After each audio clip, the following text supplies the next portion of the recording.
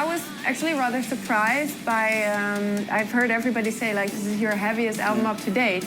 And while, of course, within the genre of metal, that is a very positive statement, I was like, really, is it? Yeah, I guess it is. Oh, well, you know, because we basically kind of embraced all choices. And actually, every time that we write an album, we set out looking for, you know, the fattest riffs and the heaviest sound.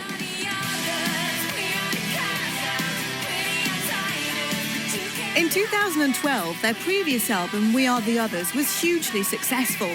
Does she still hold it close to her heart? Definitely.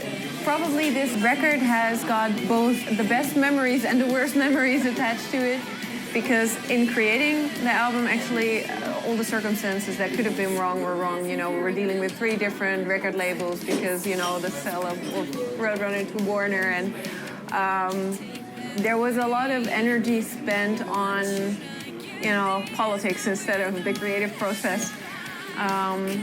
Yeah, and then at one point there were even worries like, is this album ever going to be released? But then the good thing happened, because we were basically expecting nothing.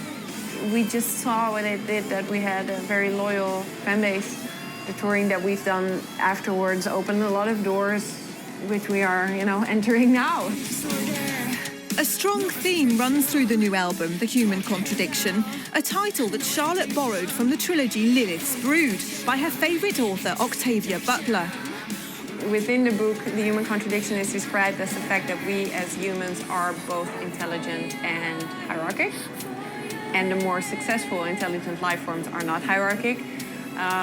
Because it's kind of a problematic quality, because it makes us kind of rank one higher than the other, and it makes us pick completely random qualities to justify us ranking one higher than the other. And this is exactly the kind of structure that allows for systems of oppression, such as, you know, racism, sexism, speciesism, you name it.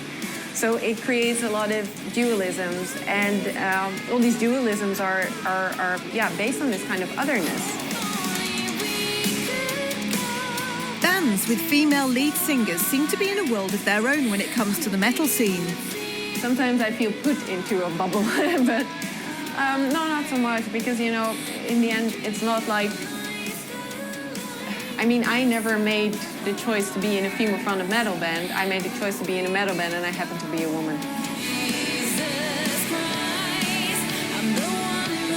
Is touring more difficult when you're a woman? Sometimes when you're on the road and you're in a bus, you're in a very small place with a lot of people. The differences between those people, you know, they all get bigger. But this really doesn't matter whether you're with men or with women. It's just you get to know each other when you're on tour. Sometimes you get to know each other more than you'd like to. Yeah.